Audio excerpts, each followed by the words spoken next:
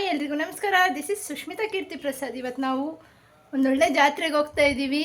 ಯಾವ ಜಾತ್ರೆ, ಎಲ್ಲಿ, ಏನು ಅಂತ ಗೊತ್ತಾಗಬೇಕು ಅಂದರೆ ವಿಡಿಯೋನ ಕಂಟಿನ್ಯೂಸ್ ಆಗಿ ನೋಡ್ತೀರಿ. So welcome to Sukhi YouTube channel.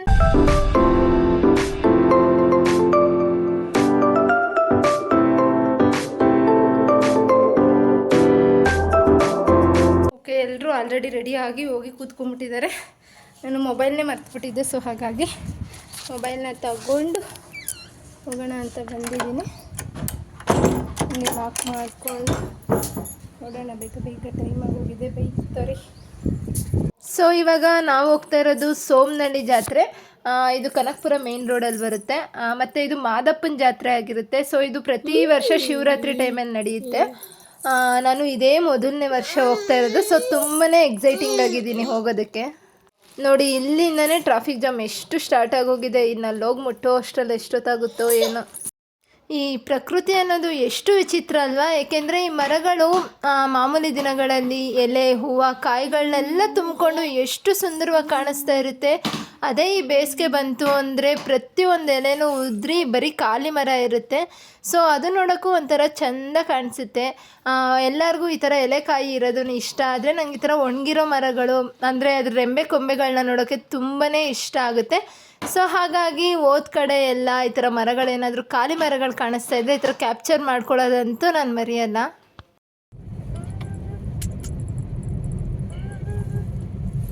ಬಿಸ್ಲಮ್ಮ ಅಲ್ಲಿಗೆ ಅಲ್ಲಿ ಹೋಗ್ಬಾರ್ದು ಅಪ್ಪ, ಡ್ರೈವ್ ಮಾಡ್ತೈತಮ್ಮ.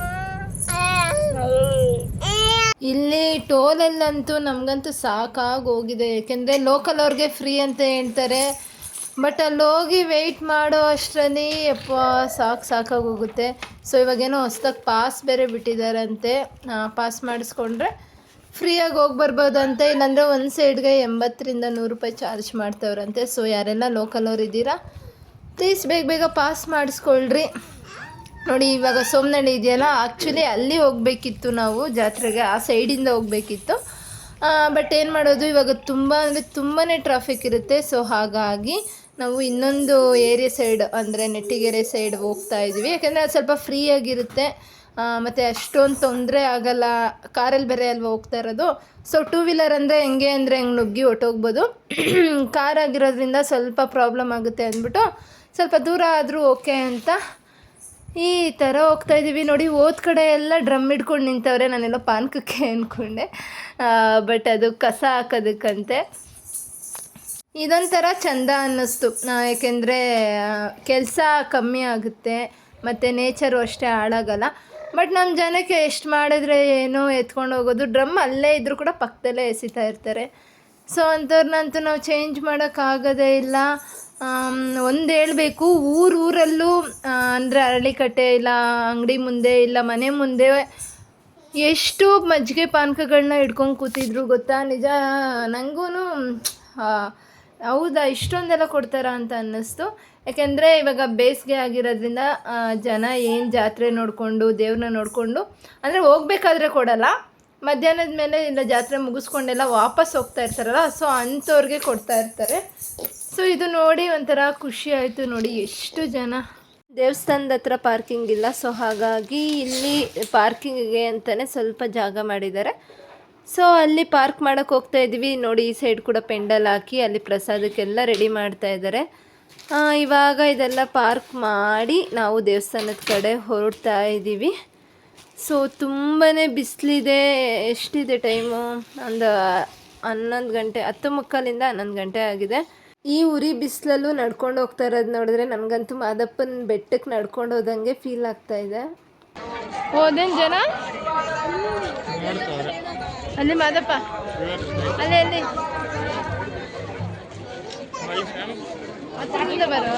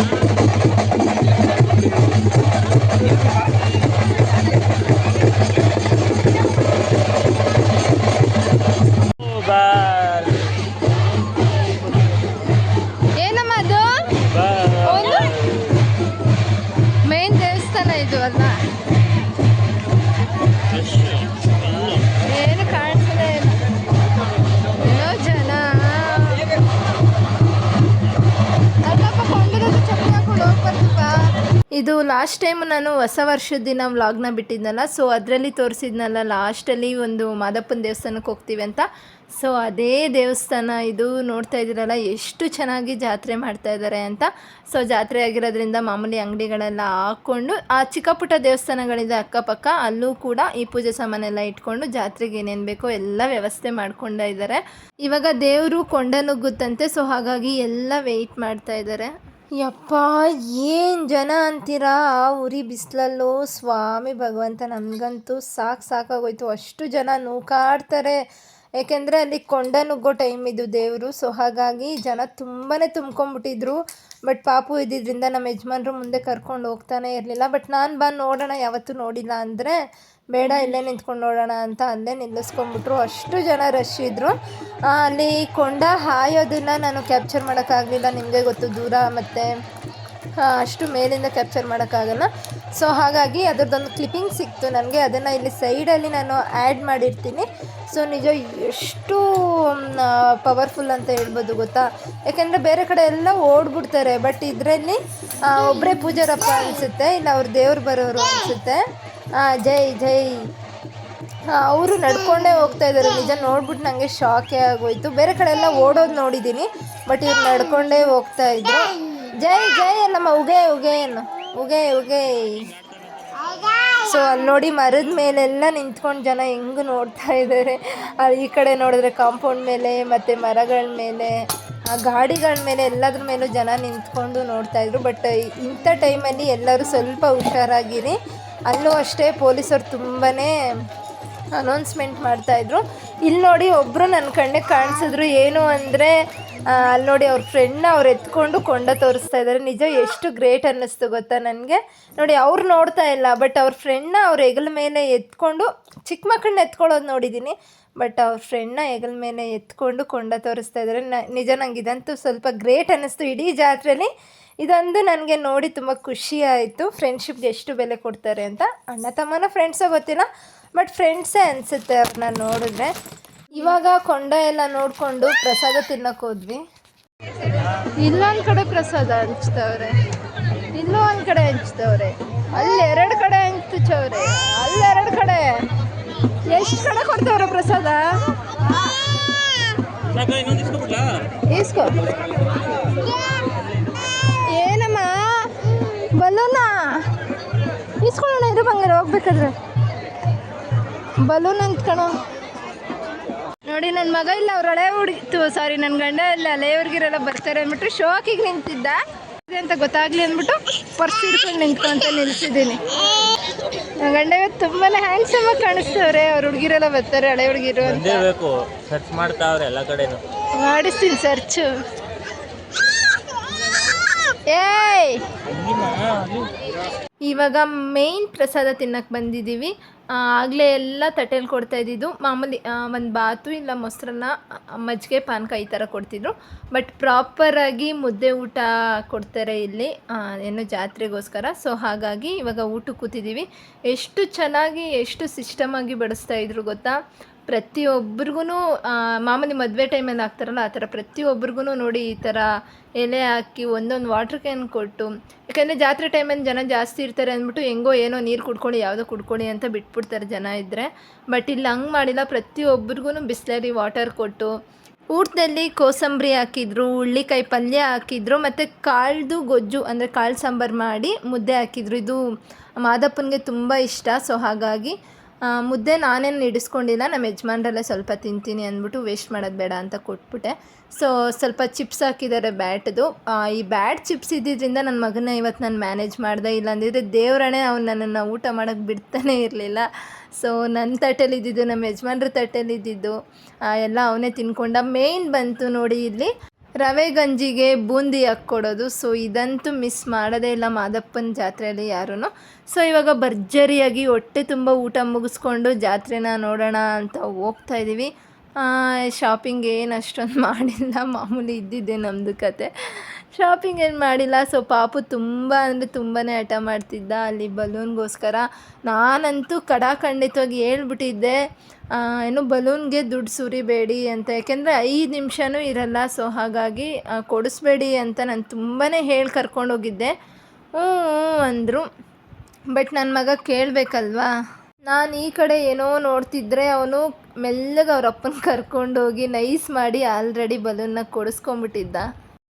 ಎಲಿಫೆಂಟ್ ಇಷ್ಟ ಅಂದ್ಬಿಟ್ಟು ಎಲಿಫೆಂಟ್ ತೊಗೊಂಡೆ. ಅವ್ನು ಆಗಲೇ ಅಲ್ಲೂ ಒಂದು ಟ್ಯಾಕ್ಸ್ ಹಾಕಿದ್ದಾನೆ. ಹೊಡೆದಾಕೋತಾನೆ ಹೋಗೋ ಅಷ್ಟರಲ್ಲಿ. ಆ ಚಿಟ್ಟೆ ಥರದಲ್ಲ ಕೊಡಿಸು ಬೇರೆದು. ಹ್ಯಾಪಿ ಪಾಪು ಇಲ್ಲಿ ಬಂಗಾರಿ ಪಾಪ ಖುಷಿ ನೋಡ. ಕೊಂಡ ಕ್ಲೀನಾಗಿ ತೋರ್ಸೋಕ್ಕಾಗಿಲ್ಲ. ಸೊ ಇವಾಗ ಚಪ್ಪಲಿ ಬಿಟ್ಟು ಕೊಂಡದ ಹತ್ರ ಹೋಗಿ ನೋಡ್ಕೊಂಬರೋಣ.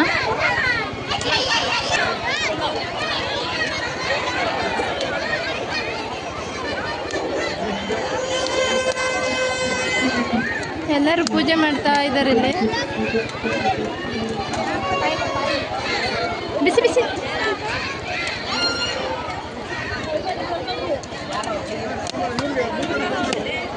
ಯಾವುದೋ ಪಾಪು ನೋಡಿ ಎಷ್ಟು ಚೆನ್ನಾಗಿ ಆಡಾಡ್ತಿದೆ.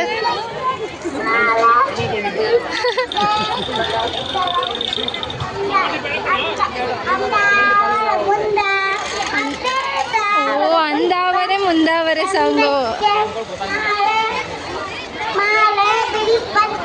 ಮಾಲೆ ಬಿಲ್ಪತ್ರೆ ಬಂದು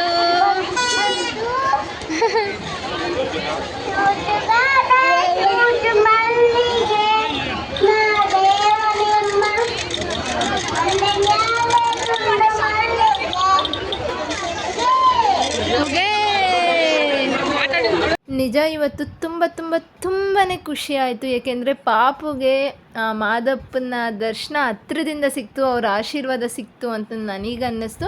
ಸೊ ಫಸ್ಟ್ ಟೈಮ್ ಅವನ್ನ ಈ ಥರ ಕೊಟ್ಟಿದ್ದು ದೇವ್ರ ಹತ್ರ ಮುಗಿಸ್ಲಿ ಅಂತ. ಬಟ್ ಅವನ್ನ ಕೊಟ್ಬಿಟ್ಟು ಹೊಟ್ಟೋಗ್ತೀವಿ ಅಂದ್ಬಿಟ್ಟು ಅವನು ಫುಲ್ ಎದ್ರುಕೊಂಡು ಅಳ್ತಾ ಇದ್ದ, ಕಣ್ಣಲ್ಲಿ ನೀರು ಬರೋ ಥರ ಅಳ್ತಿದ್ದ. ಬಟ್ ಮಾದಪ್ಪನ ಆಶೀರ್ವಾದ ಅವ್ನಿಗೆ ಸಿಕ್ತಲ್ಲ, ನಿಜ ನಂಗೆ ತುಂಬಾ ಖುಷಿ ಆಯಿತು ಇವತ್ತು. ನೋಡಿ ಪಾಪ ಕಣ್ಣಲ್ಲೆಲ್ಲ ನೀರು ಬಂದ್ಬಿಟ್ಟಿದೆ ಪಾಪಗೆ. ಹೇಳಿ ಇವಾಗ ಹೇಳು. 20 ಕಾಪಿ ನೋಡಿ ನೀವು ಬಿಸಾಡ್ತಾ ಇದ್ದೀರಾ. ಮಿಕ್ಕಿದ 80 ನೀನು ಕೊಡ್ತೀಯಾ? ಒಂದೇ ಅಲ್ವಾ ನಿಮ್ದು? ಕೊಟ್ಟಿದ್ದೀನಿ ಅಕ್ಕ ಕಾಸು. ಹಾಕು ಹಾಕುಪ್ಪ. ಎಲ್ಲಿ ತಿರುಗು. ಬಟ್ಟೆ ಕ್ಲಿಪ್ ತಗೋ, ಲೈಟ್ರ್ ತಗೋ. ನನಗೇನು ಕೊಡಿಸ್ಲಿಲ್ವಲ್ಲ? ಏನು ಬೇಕು? ಏನು ಕೊಡಿಸ್ತೀಯ? ಅವನ ಮಾಂಗಲ್ಯ ಚೈನ್ ಕೊಡಿಸ್ಬಿಡು. ಹಾಂ ಸರಿ ಆಯ್ತು. ಟೋಪಿ ಐತೆ ಬಾಯಿಲ್ ಪಾಪುಗೆ. ಇಲ್ಲೂ ಏನು ಇಷ್ಟೊಂದು ಜನ. ಆಯಿತು ಇದು ಒಳ್ಳೆ ಕಂಟೆಂಟ್ ಅಲ್ಲ. ಹೋಗು ಹೋಗ್ತಾ ಇದ್ದೀನಿ ನಿಜವಾಗ್ಲೂ.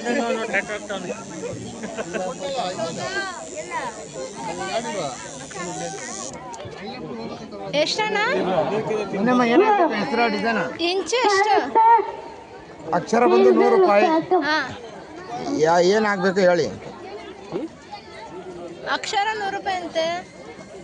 ಅಕ್ಷರ ಒಂದು ಅಕ್ಷರಕ್ಕೆ 100 ರೂಪಾಯಿ. 100 ರೂಪಾಯಿ ಅಣ್ಣ. ಆಯ್ತಮ್ಮ. ಪರ್ಮನೆಂಟ್ ಅಲ್ವಾ? ಪರ್ಮನೆಂಟ್ ಅಮ್ಮ. ನಮ್ಮ ಯಜಮಾನ್ರು ಅದೇ ಹೇಳ್ತಾ ಇದ್ರು, ನೋಡು ಫಸ್ಟ್ ಇದನ್ನು ವಿಡಿಯೋ ಮಾಡು ಅಂತ. ಏಕೆಂದರೆ ಇದ್ರ ಬಗ್ಗೆ ಅವೇರ್ನೆಸ್ನ ಮೂಡಿಸ್ಬೇಕು ನಾವು. ಯಾಕೆಂದರೆ ಈ ಥರ ಜಾತ್ರೆಲೆಲ್ಲ ನಾವು ಟ್ಯಾಟೂ ಹಾಕ್ಸ್ಕೊಳಕ್ಕೆ ಹೋಗ್ತೀವಿ. ಅಂದರೆ ಮಾಮೂಲಿ ಅಂಗಡಿಗಳಿಗೆ ಹೋಗಿ ಹಾಕ್ಸ್ಕೊಳ್ಳೋದಕ್ಕಿಂತ ಕಮ್ಮಿ ಸಿಗುತ್ತೆ, ಕಮ್ಮಿಗೆ ಹಾಕ್ಕೊಡ್ತಾರೆ ಅನ್ನೋ ರೀಸನ್ಗೆ ಹೋಗಿ ಹಾಕ್ಸ್ಕೊಂಡ್ಬಿಡ್ತೀವಿ. ಬಟ್ ನೋಡ್ತಾ ಇದ್ದೀರಲ್ಲ ಅವ್ರು ಹಿಂಗೆ ನೀಟ್ ಮಾಡ್ತಾಯಿದ್ದಾರೆ ಅಂತ. ಒಂದು ನೀಡಲ್ಲಿ ಚೇಂಜ್ ಮಾಡಲ್ಲ, ಒಂದು ಸ್ಯಾನಿಟೈಸ್ ಮಾಡಲ್ಲ. ಯಾರಿಗೆ ಹಾಕ್ತಾರೋ ಅದರಲ್ಲೇ ಇನ್ನೊಬ್ರಿಗೂ ಕೂಡ ಹಾಕ್ತಾ ಇರ್ತಾರೆ. ಸೊ ಅವ್ರಿಗೇನಾನ ಇನ್ಫೆಕ್ಷನ್ ಇದ್ದರೆ, ಅವ್ರಿಗೇನಾದರೂ ಕಾಯಿಲೆಗಳಿದ್ದರೆ ಬರೋದೇ ಬ್ಲಡ್ಡಿಂದ ಅಲ್ವಾ. ಸೊ ಅದೇ ಬ್ಲಡ್ಡಲ್ಲಿ ಮತ್ತೆ ನಮಗೆ ಹಾಕಿದ್ರೆ ನಮಗೆ ಬಂದೇ ಬರುತ್ತೆ. ಸೊ ಹಾಗಾಗಿ ಯಾರು ಜಾತ್ರೆಗಳಲ್ಲಿ ನಾನು ಅವ್ರ ಹೊಟ್ಟೆ ಮೇಲೆ ಹೊಡಿತಿದ್ದೀನೋ ಏನೋ ಅಂತ ನೀವು ಅಂದ್ಕೊಬೋದು. ಬಟ್ ನಾನು ಹೇಳ್ತಾ ಇರೋದು ಒಳ್ಳೆಯದಕ್ಕೆ. ಆದಷ್ಟು ಜಾತ್ರೆಗಳಲ್ಲಿ ಟ್ಯಾಟೂ ಹಾಕ್ಸ್ಕೊಳ್ಳೋದನ್ನು ಕಮ್ಮಿ ಮಾಡಿ ಎಲ್ಲ ಬಿಟ್ಟೇ ಬಿಡಿ, ಓಕೆನಾ?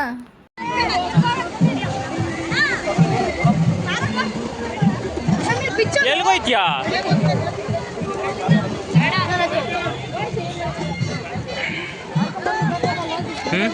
ನೀರಲ್ಲಿ ಆಟ ಆಡ್ತೀರಾ?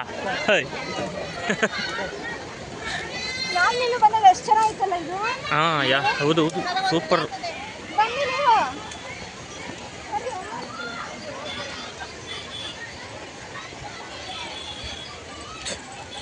ಏ ಅಲ್ಲಿ ಏನು ಕೊಯ್ತಿ ಬಾ ಸ್ಮೆಲ್ಲು ಪಾಪ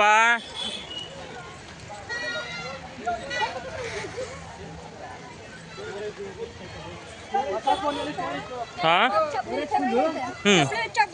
ಅಲ್ಲಿ ಅಲ್ಲಿ ಹೋಗಲಿ ಆಗಲ್ವಲ್ಲ ತಗೊಳಕ್ಕೆ ಮೇಲಿಂದಲೇ ತಗೋಬೇಕು ಪಾಪ ಓಹ್ ಓಹೋ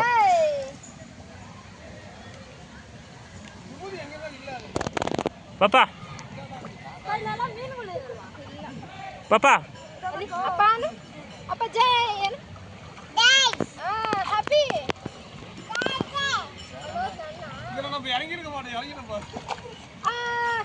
ಪಾಪ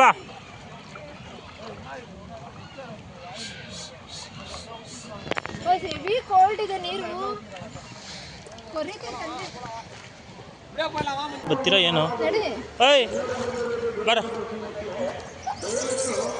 ಬಾ ಇದು ಬರಲ್ವಂತೆ ಬರಲ್ಲ ನೀರು ಬೇಕು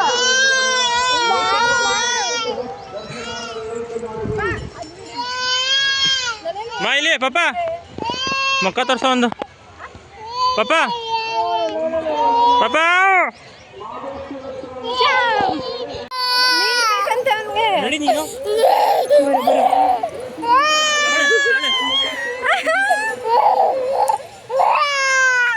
ಜಿಜ್ಜಿ ಬೇಕಾ ಯಪ್ಪ ನೋಡಿ ಪಾಪು ಎಷ್ಟು ಅಳ್ತಾ ಇದ್ದಾನೆ ಎಷ್ಟು ಅಡಿಕ್ಟ್ ಆಗಿದ್ದಾನೆ ನೀರಿಗೆ ಅಂತ ಬಟ್ ಅದು ಸ್ವಲ್ಪ ಮೋರಿ ನೀರು ಮಿಕ್ಸ್ ಆಗಿರೋದ್ರಿಂದ ನಮ್ಮ ಯಜಮಾನ್ರು ಆಡೋಕ್ಕೆ ಬಿಡಬೇಡ ಅಂದರು ಸೊ ಹಾಗಾಗಿ ಆಡೋಕ್ಕೆ ಬಿಟ್ಟಿಲ್ಲ ಬಟ್ ಅಲ್ಲಿ ನೋಡಿ ಎಷ್ಟು ಜನ ಮಕ್ಕಳು ಆಟಾಡ್ತಾ ಇದ್ದಾರೆ ಅಂತ ಇದು ನಾನು ನೋಡಿದಾಗಿಂದ ಒಂದು 7-8 ವರ್ಷದಿಂದ ನೋಡ್ತಾ ಇದ್ದೀನಿ ಈ ಪ್ಲೇಸ್ನ ಬಟ್ ಆ ಶಿವಲಿಂಗ ಅನ್ನೋದಕ್ಕಿಂತ ಆ ಶಿವನ ವಿಗ್ರಹ ಮತ್ತು ಅದ್ರ ಪಕ್ಕ ಇರೋ ನಂದಿ ಎರಡೂ ಅಲ್ಲೇ ಇದೆ ಬಟ್ ಏನು ರೀಸನ್ಗೆ ಬಂತು ಅಲ್ಲಿ ಅಂತ ನನಗೆ ಗೊತ್ತಾಗಲಿಲ್ಲ ಯಾರಿಗಾನ ಗೊತ್ತಿತ್ತು ಅಂದರೆ ಆ ಊರಿನವರು ಇಲ್ಲ ಇದ್ರ ಬಗ್ಗೆ ಗೊತ್ತಿರೋರು ಯಾರನ್ನ ಇದ್ದರೆ ಪ್ಲೀಸ್ ಕಮೆಂಟ್ ಮಾಡಿ ತಿಳಿಸಿ ನಾನು ಸ್ವಲ್ಪ ತಿಳ್ಕೊತೀನಿ ಇದ್ರ ಬಗ್ಗೆ ಮೊದಲು ತುಂಬಾ ಚೆನ್ನಾಗಿತ್ತು ನೀರು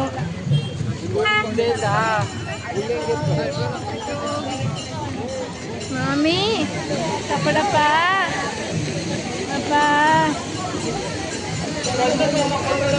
ಅದೇ ನಾವಿಷ್ಟೊತ್ತು ಕೈ ತೊಳ್ಕೊಂಡು ಆಟಾಡಿದ್ವಲ್ಲ ಅಲ್ಲಿ ಇಲ್ಲೇ ಗಾಡಿಗಳೆಲ್ಲ ಹಿಂಗೆ ಓಡಾಡುತ್ತೆ ಏನು ಭಯನೇ ಇಲ್ಲ ನೋಡಿ ಊರವರೆಲ್ಲ ಹಿಂಗೆ ಓಡಾಡ್ತಾರೆ ಇಲ್ಲಿ ಏನು ಕಟ್ಟೆ ಗಿಟ್ಟೆ ಅಂದರೆ ಮೊದಲು ಇತ್ತಂತೆ ಸೇತುವೆ ಥರ ಇಲ್ಲಿ ಆ ಕಡೆ ಈ ಕಡೆ ಕಟ್ಟೆ ಬಟ್ಟು ತುಂಬ ಮಳೆ ಬಂದಾಗ ತುಂಬ ನೀರು ಬಂದಾಗ ಇದು ಸೇತುವೆ ತುಂಬ ಸಲ ಕುಸಿದಿದೆ ನಾವು ಡೈರೆಕ್ಟಾಗಿ ಕೂಡ ನೋಡಿದ್ದೀವಿ ಜಿಜಿಮ್ಮ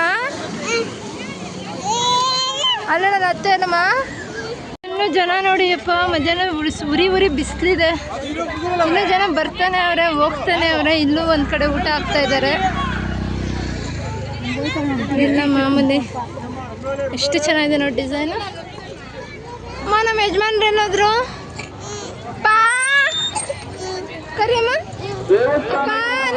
ಭಕ್ತಾದಿಗಳು ನಮ್ಮ ಹಿಂದೆ ಮುಂದೆ ಇರುವಂತಹ ಭಕ್ತಾದಿಗಳ ಬಗ್ಗೆ ಗಮನವಿರತಕ್ಕದ್ದು ಇಷ್ಟ ಎಂಡ್ ಅನ್ಸುತ್ತೆ ದೇವಸ್ಥಾನ ಅಲ್ಲಿರೋದು ಸೊ ಜಾತ್ರೆ ಎಲ್ಲ ಅಲ್ಲಿಗೆ ಎಂಡ್ ಆಗುತ್ತೆ ನೋಡಿ ಜಾತ್ರೆ ನಾನು ಪಾಪು ಕಳೆದೇ ಹೋಗಿದ್ವಿ ಅಂದರೆ ನಮ್ಮ ಅತ್ತೆ ನನ್ನ ಗಂಡ ಎಲ್ಲ ಒಂದು ಸೈಡ್ ಹೊಟ್ಟೋಗಿದ್ರು ಬಟ್ ನಾನು ವೀಡಿಯೋ ಮಾಡಿಕೊಂಡು ಮಾತಾಡಿಕೊಂಡು ನನ್ನ ಪಡೆಗೆ ನಾನು ಸೀದಾ ಹೊಟ್ಟೋಗಿದ್ದೀನಿ ಸೊ ಫೋನ್ ಮಾಡೋಣ ಅಂದರೆ ನನ್ನ ಹತ್ರ ಕರೆನ್ಸಿನೂ ಇಲ್ಲ ಇಂಥ ಟೈಮಲ್ಲಿ ಜನರ ಹತ್ರ ನಾನು ಫೋನ್ ಕೇಳೋಕ್ಕೂ ಆಗೋಲ್ಲ ಏಕೆಂದರೆ ಕಳ್ಳರು ಅನ್ಕೋತಾರೆ ಸೊ ಫೋನ್ ಮಾಡ್ತೀನಿ ಅಂತ ಈಸ್ಕೊಂಡು ಎತ್ಕೊಂಡು ಹೋಗ್ಬಿಡ್ತಾರೆ ಅಂತ ಎಂಥವರೇ ಆಗಲಿ ಅನ್ಕೊತಾರೆ ಸೊ ಹಾಗಾಗಿ ತುಂಬ ಭಯ ಪಟ್ಕೊಂಡು ಇನ್ನೇನು ಅಳೋ ಟೈಮು ಅಷ್ಟೊತ್ತಿಗೆ ನಮ್ಮ ಯಜಮಾನ್ರೆ ಫೋನ್ ಮಾಡಿದ್ರು ಫೋನ್ ಮಾಡಿ ಬಾ ಈಗ ಸೈಡೇ ಇದ್ದೀವಿ ಅಂದರು ಸೊ ಹಾಗಾಗಿ ಯಪ್ಪ ಜೀವ ಬಂತು ಅಂತ ಅಂದ್ಕೊಂಡು ಓಡೋಗಿ ನನ್ನ ಗಂಡನ ಸೇರಿಕೊಂಡೆ ಎಲ್ಲಾದರೂ ದರ್ಶನ ಮಾಡಿಸಲ್ಲ ಅಲ್ಲ ನೀನು ಎಲ್ಲಮ್ಮ ಗೊತ್ತಿಲ್ಲ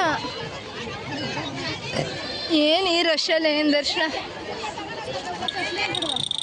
ಯಾಕೋ ಗೊತ್ತಿಲ್ಲ ಕೊಂಡ ಹಾಯೋ ಟೈಮಲ್ಲಿ ಮಾದಪ್ಪನ ನೋಡ್ತಿದ್ರೆ ತುಂಬಾ ಅಳು ಬರ್ತಿತ್ತು ನನಗೆ ಬಟ್ ಈ ರೀಸನ್ ಎಂತಕ್ಕೆ ಅಂತ ಗೊತ್ತಿಲ್ಲ ನಿಮಗೂ ಯಾರಾದರೂ ಈ ಥರ ದೇವ್ರನ್ನ ನೋಡಿದಾಗ ದೇವಸ್ಥಾನಕ್ಕೆ ಹೋದಾರ ಈ ಥರ ಫೀಲ್ ಆಗಿದ್ದರೆ ಅದು ರೀಸನ್ ಏನು ಅಂತ ಗೊತ್ತಿದ್ರೆ ಪ್ಲೀಸ್ ನನ್ನ ಜೊತೆ ಶೇರ್ ಮಾಡ್ಕೊಳ್ಳಿ. ನಿಜ ಜಾತ್ರೆ ಮಾತ್ರ ಸಖತ್ತಾಗಿತ್ತು.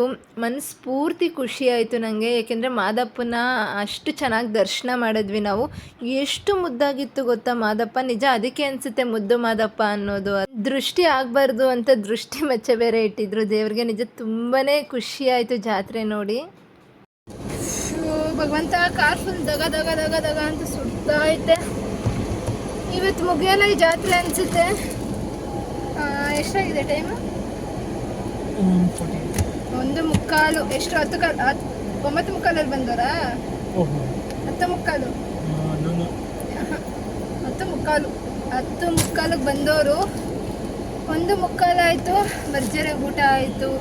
ಕಣ್ಣಿಗೆ ಒಳ್ಳೆ ನೋಟ ಆಯಿತು. ಒಂದ್ಸಲ ಹೋಗಿ ಮಾದಪ್ಪನ ಮುಗೇನು ನಿಮ್ಮಪ್ಪ ಮಾದಪ್ಪನ್ಗೆ. ಓಕೆ, ವಿಡಿಯೋನ ಕಂಟಿನ್ಯೂಸ್ ಆಗಿ ಫುಲ್ ನೋಡಿದ್ದೀರಾ ಅಂತ ಅನ್ಕೊಂತೀನಿ. ಅಪ್ಪ ಹೆವಿ ಬಿಸಿ ಆಗ್ತಿದೆ, ಮಾತಾಡೋಕ್ಕೆ ಆಗ್ತಾ ಇಲ್ಲ. ಐ ಹೋಪ್ ಈ ವಿಡಿಯೋನ ನೀವು ಫುಲ್ ನೋಡಿದ್ದೀರಾ ಅಂತ ಅನ್ಕೋತೀನಿ. ಇಷ್ಟ ಆಗಿದ್ರೆ ಲೈಕ್ ಮಾಡಿ, ಕಮೆಂಟ್ ಮಾಡಿ, ಶೇರ್ ಮಾಡಿ. ನೆಕ್ಸ್ಟ್ ವಿಡಿಯೋದಲ್ಲಿ ಸಿಗ್ತೀನಿ ನಾನು. ಬಾಯ್ ಬಾಯ್.